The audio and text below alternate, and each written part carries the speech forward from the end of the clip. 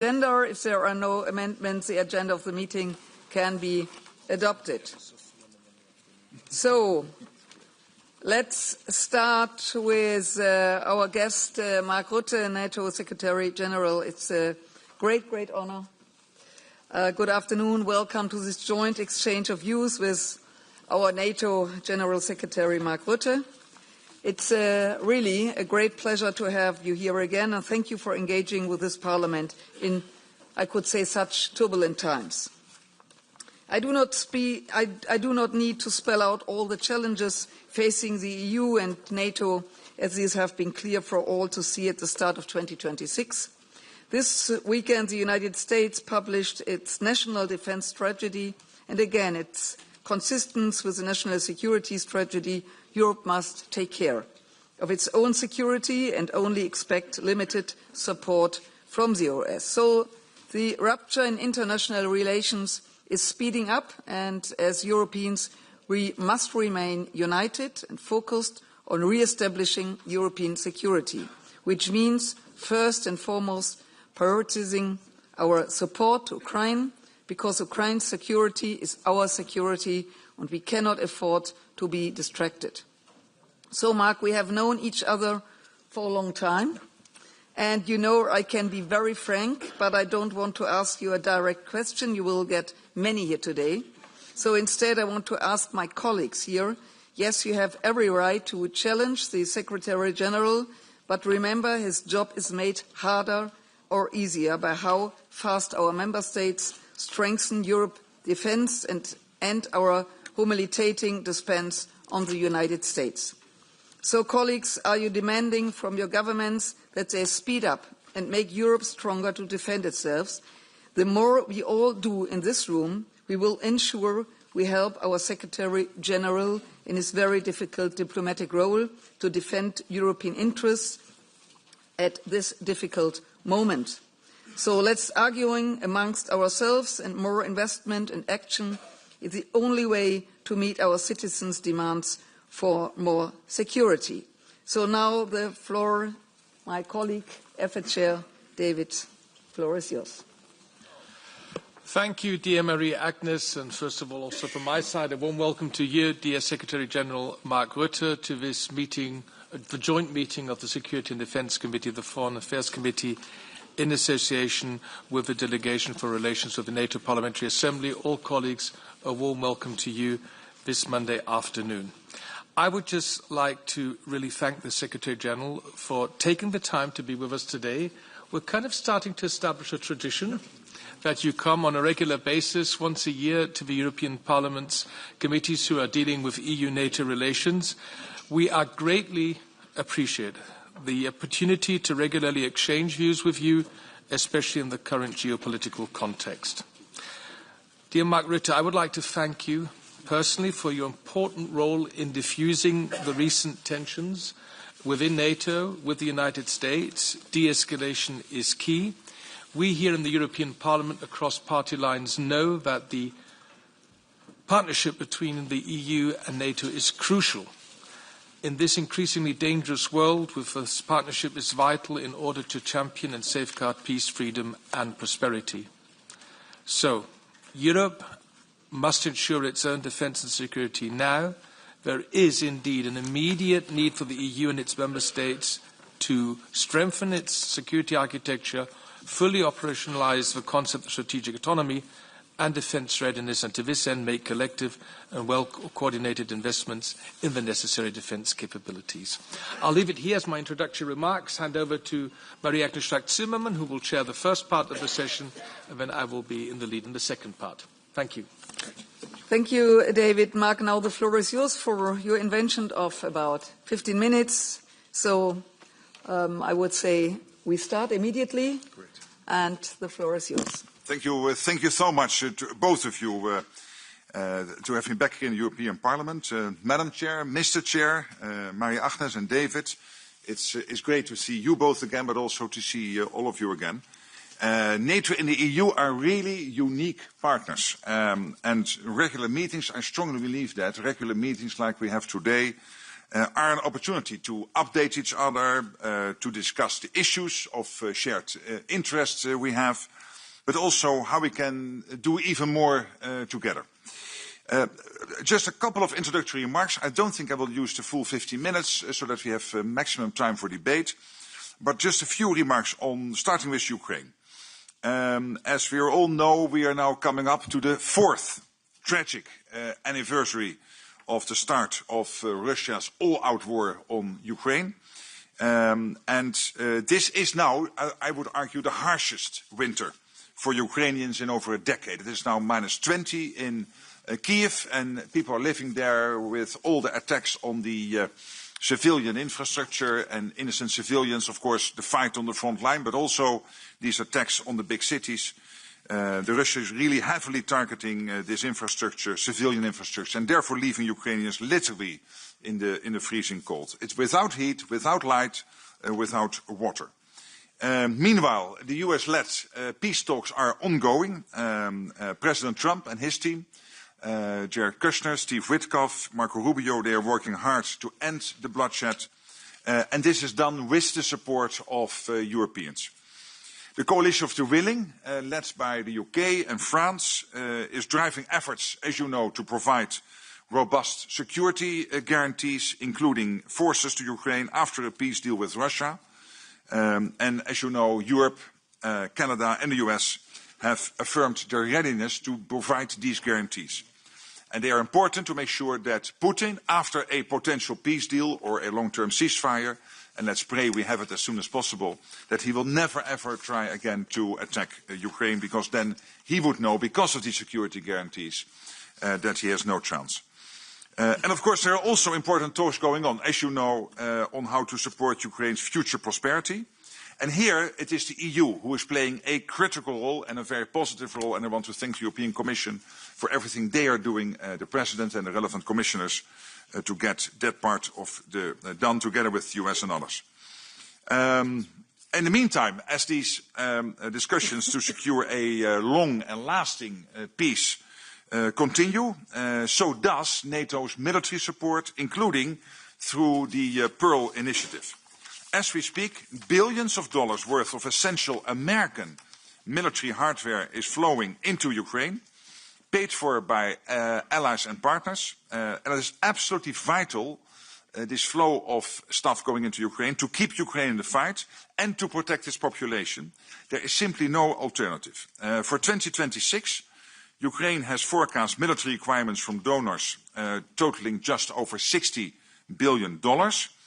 And Pearl, so this flow of American stuff into Ukraine, is one way for allies to meet these requirements. Others include, as you know, the bilateral support, the multilateral initiatives, like the Czech ammunition initiative, which is very important, and of course the investments countries are making in the Ukrainian defense industrial base. This was an initiative originally started by the Danes and Lithuanians, which is now mainstreamed with many countries in Europe.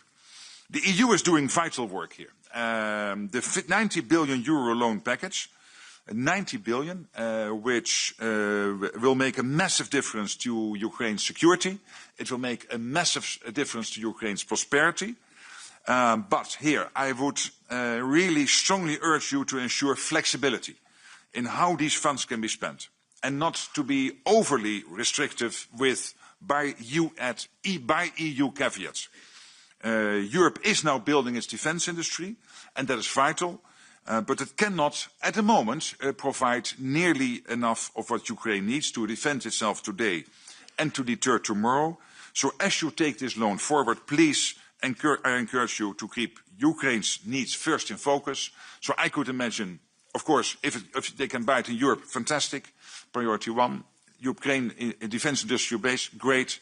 But we all know that without this flow of weaponry from the US, we cannot keep Ukraine in the fight. Literally, no, not. They now provide essential interceptors, for example, to take down as many missiles as possible going into Kyiv, Kharkiv and other cities night by night. NATO and EU are now working hand in hand, both in Brussels and in Kyiv, to help Ukraine. Our coordination of military aid, the training of the Ukrainian armed forces, the efforts, of course, to boost the Ukrainian defense industry, they are all very much complementary. And we need to keep it up. It matters for Ukraine's security, and I think we all know it is also our security which is at stake here. Then, second topic, investing in defense. We had a successful summit in The Hague in June, where we agreed to invest 5% of GDP annually in defense by 2035 and to speed up the production and the innovation of our defense production. 5%, of course, is a lot, and boosting our industrial base is not easy. But here, my simple message is we need to do it, and we need to do it fast. First, because the security situation demands it. We face, as we speak, real and lasting challenges to our security.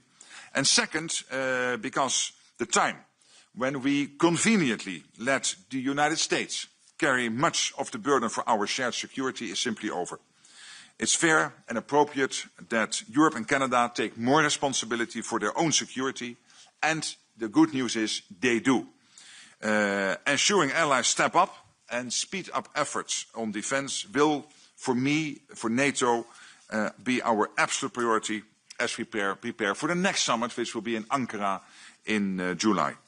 And here, a more capable European defense is crucial, but it is vital that the EU's efforts on defense are compatible with NATO.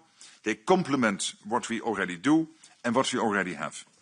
At NATO, we are tried and tested when it comes to standards, structures, procedures, and the contributions and capabilities of NATO's non-EU allies are indispensable for our collective defense. So my argument will be, let's be practical, let's be realistic when it comes to our security. We need to leverage our respective strength, NATO, EU even more, use the common pot of money, the single set of forces, and the vast amount of industrial and innovation power we have across the alliance. That's the only way to keep Europe safe. And that brings me to my final point, which is partnerships. Because it is undeniable that as we speak, we know that Russia, China, North Korea and Iran, they are aligning more and more. They are challenging us, but their partnership is not yet well developed. And at NATO and the EU, we are miles ahead of Iran, China, North Korea and Russia. We are really miles ahead. Our nations know well what cooperation means and what it can achieve. This is true of NATO, it is true of the EU.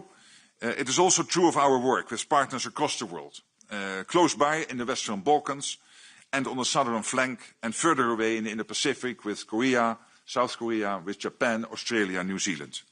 So I think it is really in our shared interest at NATO and the EU to build on these partnerships, learn from one another, and truly make our shared security a joint endeavor. And one final word on this. When I had my first lunch with Ursula von der Leyen in October 24, after I came in as new Secretary General of NATO, we basically said it is simple. NATO is good at standards, NATO is good at capability targets, NATO is strong when it comes to command and control. The EU has its strength in the internal market, and therefore in building the defense industrial base. The EU is great when it comes to bringing together the money needed.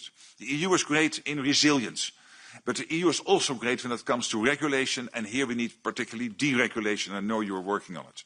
So my plea is let's really focus on that division of labor so that collectively we can be as strong as possible. And you know that 23 countries in the EU are also in NATO, and that represents 96% of the EU's population is in NATO. And of course there are 9 other NATO countries, a lot of them in Europe, who are not in the EU. But there is a large overlap between the EU and NATO, and I think with that division of labor, we can be stronger than ever. So with that, and 5 minutes still left for me to speak. Okay. Thank you. Thank you, Mark. So now I pass the floor to Salvatore De Meo, the chair of the delegation for relations with NATO PA. Salvatore, the floor is yours. Thank you, Chair. Thank you, the floor. I will speak in Italian.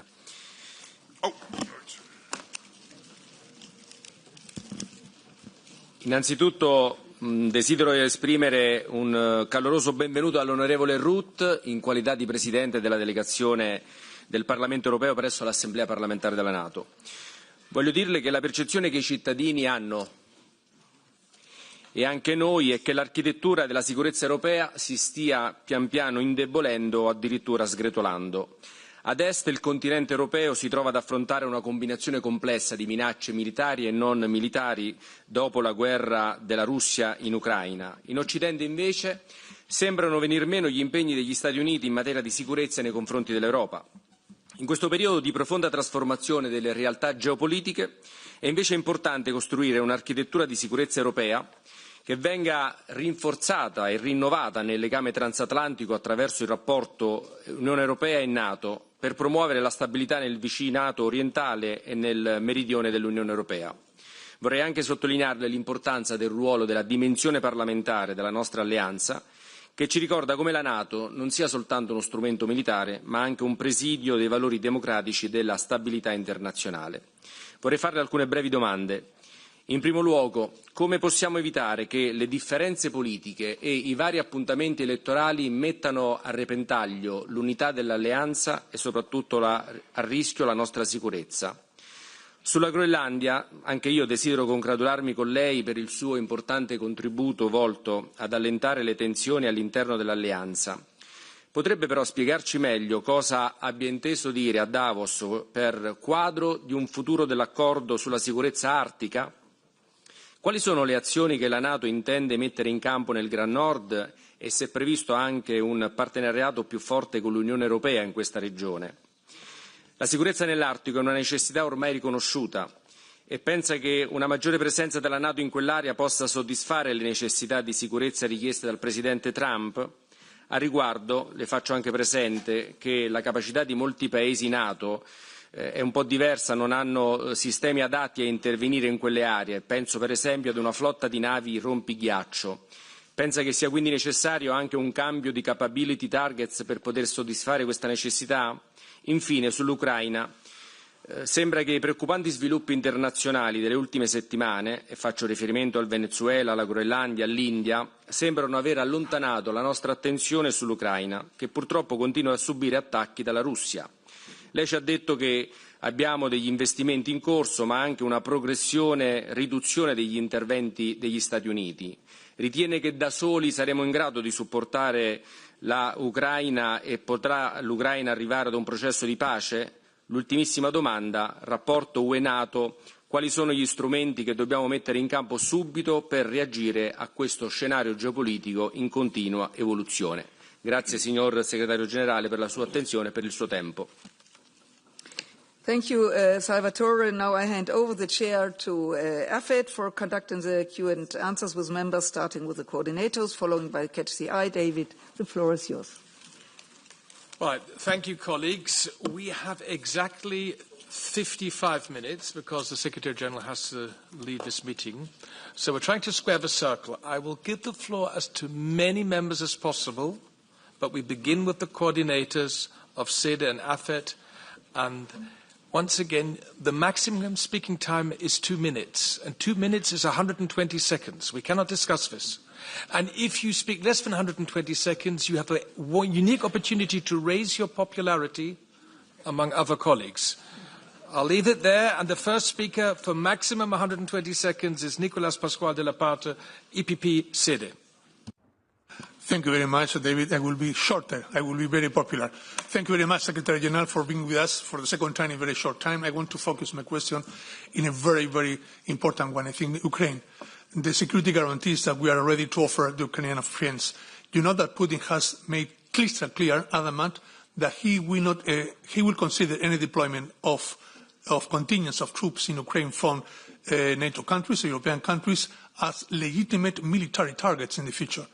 Then, if we take this into account, how can we square the circle? How can we deploy troops in order to make sure that the guarantees, the security guarantees for the Ukrainians are there to avoid any militarism, adventurism in the future from Russia, and at the same time to take into account also the threat that we will be considered military targets? I would like to know your take on this. Thank you very much indeed. Thank you very much. For AFET EPP, I give the floor to our colleague Sebastião Bugalho. Thank you very much, Chair. Mr. Secretary General, welcome to the European Parliament. Coming from one of the founding members of NATO, it's always good to have you here with us. And looking at your past year, we can apply a very Portuguese saying to your role. When you want a miracle, you go to Fatima. When we want a miracle, we go to NATO. So 3 brief questions. The US is currently planning to strengthen their presence in Greenland in a bilateral spirit. At the same time, NATO is doing the same between ourselves. Does this set a precedent within the alliance? Will the US be exempt from the future NATO presence in the island, and can that mean a future NATO and 2 speeds or not? And your thoughts about it. Second, to your knowledge, did the US administration put the security guarantees to Ukraine recently agreed in Paris on the table during the Greenland talks as leverage? Yes or no?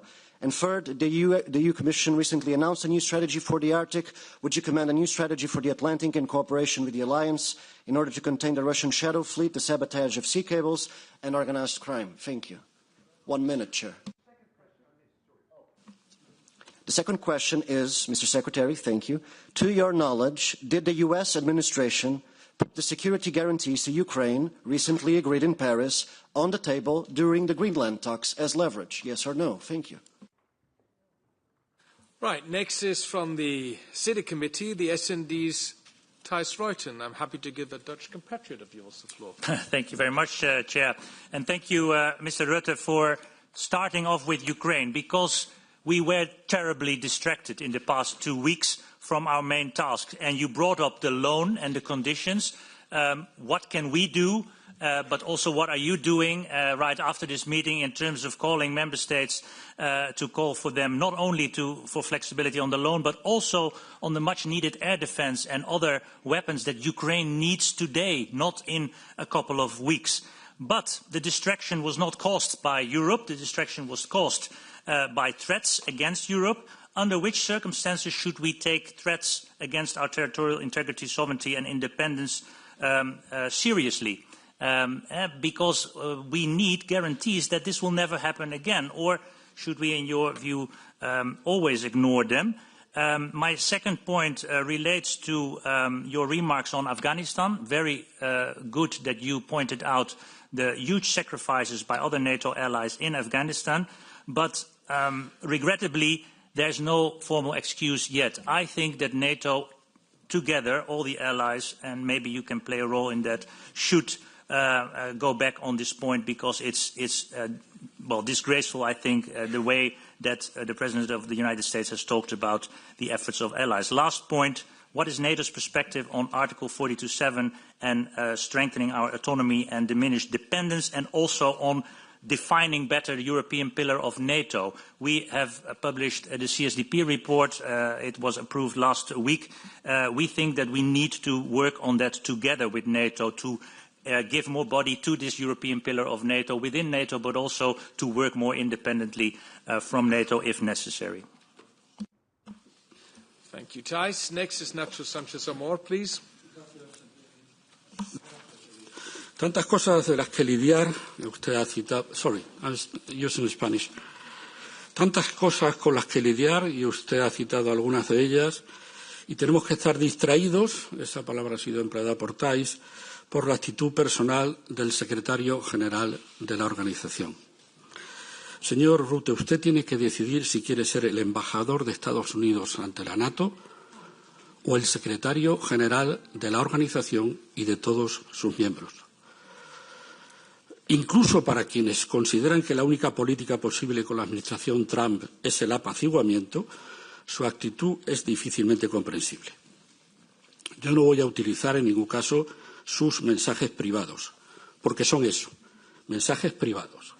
Pero creo que usted debe revisar la relación de confianza con una persona que publica los mensajes privados suyos y de jefes de Estado. Y sí quiero hablar también de una declaración suya reciente, en la que ha dicho usted que la defensa europea es imposible sin Estados Unidos, y usted no ha añadido algo que muchos europeos esperábamos. Esa defensa no es posible ahora, pero es nuestro objetivo crear una defensa autónoma. Señor Rutte, entre el apaciguamiento y la adoración personal hay un camino intermedio. Muchos europeos deseamos que usted lo encuentre. Thank you, Nacho. Next, for the Patriots in SEDA, I give the floor to our colleague, Monsieur Thionnet. Merci, Monsieur le Président. Je m'exprimerai en français. Monsieur le Secrétaire général, un grand écrivain français, Charles Péguy, disait la chose suivante. Il faut toujours dire ce que l'on voit. Surtout, il faut toujours, ce qui est plus difficile, voir ce que l'on voit. Fin de citation. Il semble que votre rôle ces derniers mois soit de dire le contraire de ce que tout le monde semble voir. Mais malgré votre habileté, nous voyons ce que nous voyons. Nous voyons que vous essayez de sauver les apparences. Car la réalité est sans ambiguïté. L'OTAN est en crise structurelle, car son membre principal, les États-Unis, ne considère plus l'Europe comme un enjeu décisif pour sa sécurité. Tout était déjà clair dans la National Security Strategy, tout l'est encore davantage dans la Defense Security, publiée il y a quelques jours. Pour Washington, la Russie est seulement un problème local pour les Européens, et les États-Unis n'envisagent pas la Russie comme un adversaire potentiel. La Baltique passe après le Golfe d'Amérique, la Moldavie n'a aucune importance par rapport au canal du Panama, et bien sûr l'Ukraine compte moins que le Groenland, à tel point que ces dernières semaines, Washington a mis davantage de pression sur Copenhague que sur Moscou. Il faut le dire clairement, si Trump veut que les Européens dépensent davantage pour leur défense, ce n'est pas pour renforcer l'OTAN, c'est pour mieux désengager l'Amérique de ses responsabilités vis-à-vis de ses alliés. Les États-Unis affirment qu'il est possible que la sécurité des Européens soit menacée sans que la sécurité américaine le soit. C'est une rupture majeure. Faut-il proclamer la mort de l'OTAN? Ce n'est ni nécessaire ni souhaitable. Mais je nous invite tous, et ce sera ma question, à nous demander s'il n'est pas nécessaire, à côté de l'OTAN, de bâtir une alliance qui rassemblerait entre eux tous les États européens, britanniques compris. Vous me direz, et vous l'avez déjà dit ce week-end, que l'Europe ne pourra jamais se défendre par elle-même. Ce pessimisme vous appartient. Il est vrai que certaines capacités manquent aujourd'hui, mais de l'autre côté de l'Atlantique, il manque quelque chose de beaucoup plus important. Il n'y a plus la volonté de défendre l'Europe. Vous ne le direz pas, Monsieur le Secrétaire général, mais j'espère que vous le voyez, car il est toujours dangereux de ne pas voir ce que l'on voit. Thank you. Je vous remercie. Next for the Patriots in AFET is Josh Hoveni. Thank you, David. Thank you, dear Secretary General, for your presence. This is really as white here. And to be really short, very short, yeah. It's a delicate issue, of course. Everything is delicate. While the initiative of the Board of Peace may appear unconventional or difficult to understand at first, it could be offered alternative and initiative approach to bringing wars to the end. For example, the full application and what's happened on the 7th October 2023 and after Gaza are still difficult to assess. In my view, it goes absolutely behind the tragedy. And we have seen how years before President Trump initiated the Abraham Accords, which normalized the relation between Israel and several other countries. And we are now once again in a similar moment, maybe, with the creation of the Board of the Peace. Question, it's really clear.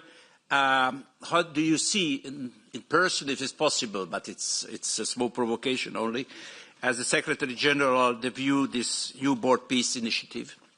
And what potential connection does NATO, direct or indirect, see between the Board of Peace and the Alliance? How can the NATO support peace process while avoiding further escalation? This is very important. Many thanks. Thank you, Josh. For the ECR, Inseda Reinis Posnax is the first.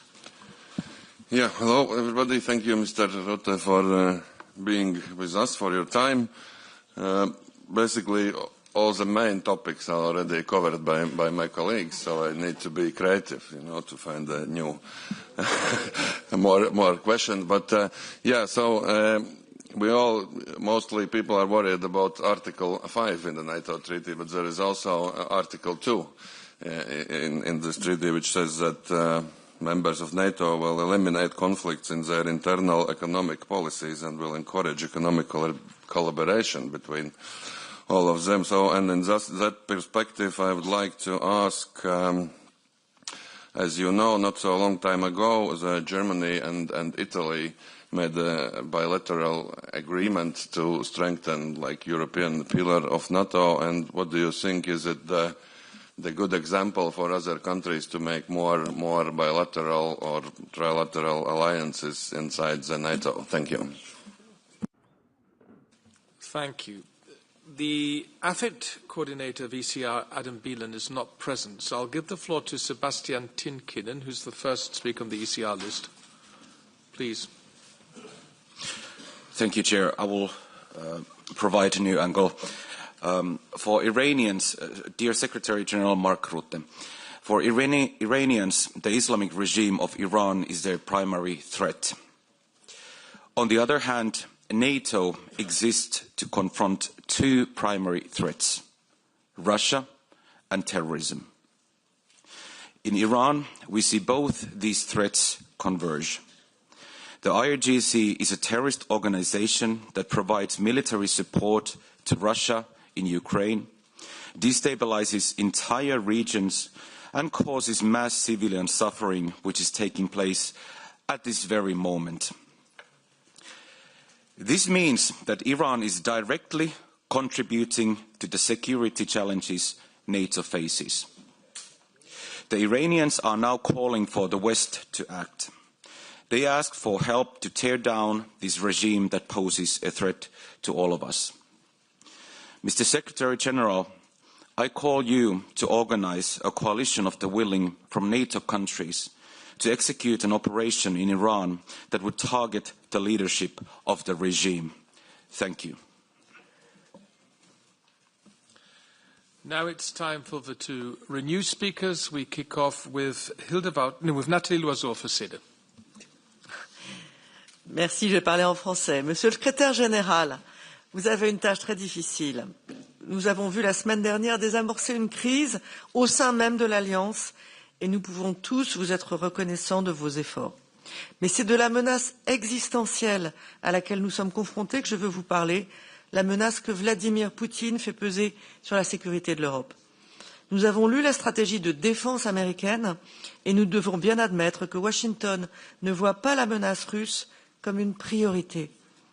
Que faites-vous concrètement, Monsieur le secrétaire général, pour renforcer le pilier européen de l'OTAN et lui permettre d'affronter la menace russe, même s'il devait le faire sans l'aide des États-Unis? Vous avez affirmé que l'Europe ne pouvait pas se protéger seule. Que faites-vous concrètement pour que cette réalité d'aujourd'hui ne soit plus celle de demain?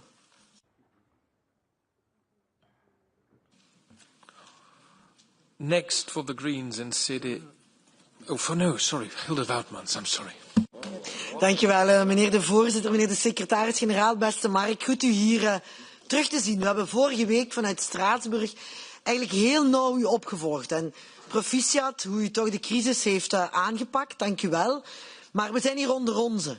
Dus ik zou u echt wel willen vragen, wat heb je president Trump concreet beloofd over Groenland dat niet raakt aan de soevereiniteit van de Europese Unie? We zijn heel erg benieuwd hoe je de crisis hebt kunnen afzweren. 2, over Groenland. U gaat extra troepen sturen.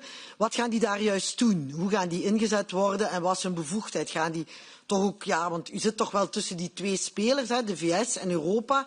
Wat gaan die daar juist doen? En dan een tweede hoofdstuk van mijn vraag gaat over de Europese pijler binnen de NAVO, zoals ook collega Nathalie Loiseau al zegt. Hè. Wij geloven heel erg, Mark, in u. U heeft een ongelooflijk goede relatie met president Trump. Maar u bent een Nederlander. U bent van ons. U bent een liberaal. Verloochen nooit uw afkomst, heeft mijn papa mij geleerd. Dus ik zou u echt willen vragen. Die NAVO-top in Den Haag heeft gezegd 5%.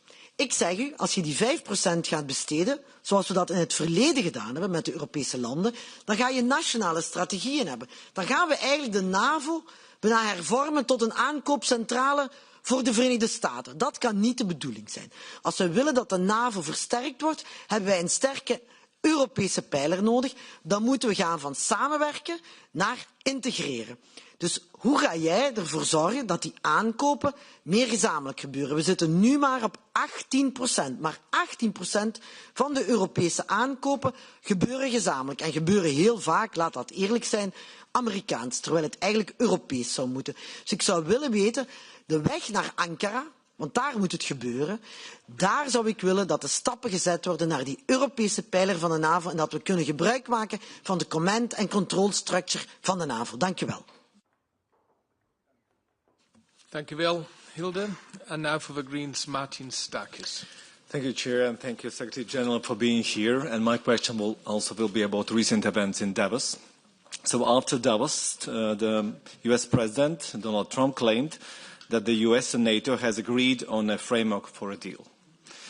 And since then, the signals have been mixed.